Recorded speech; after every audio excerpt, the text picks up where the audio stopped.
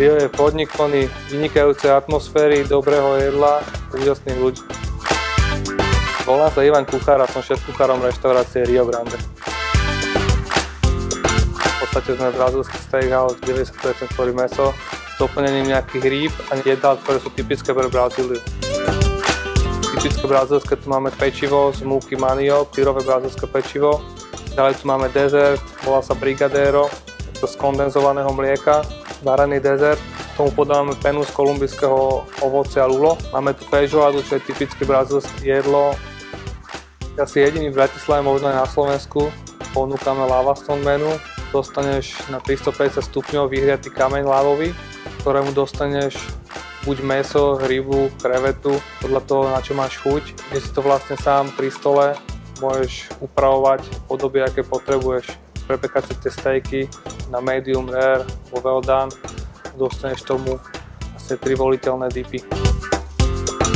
Začínal som v hoteli Dukla, kde som mal tú česť pracovať s Martinom Korbeličom, teraz už executive šéfom pre Medúzu. Sa mi stala taká historka, že hneď prvý deň, ako som prišiel, tak mi podal ruku, zoznámil sa so mňou a povedal mi, že o tebe som už počul, ty si ten frajírek. A ja som tak vystrašene na ňo pozrel a povedal som mu, že nie, že prečo? Že je OK, že chod to prezliecť a začíname.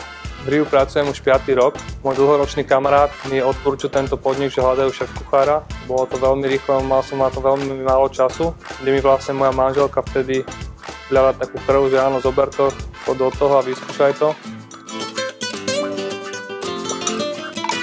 Moje prvé jedlo bola bábovka, som sa naučil od mojej mamy na hrnčeky, takže s tým som asi začínal, to si pamätám dodnes. Baví ma variť pre ľudí, ktorí sa sem prídu nájsť, ktorí očakávajú od toho podniku, sa tu dobre najedia. To ma na tom baví, keď vyjde objednávka von a povie mi čašník, že ten host bol spokojný a príde zas. To ma na tom baví.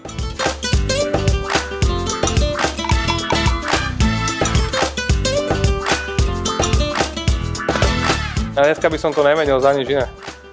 Naozaj. Gastronómia je úžasná. Trafil som sa do toho a som rád, kde som teraz, že som si tak dobre vybral.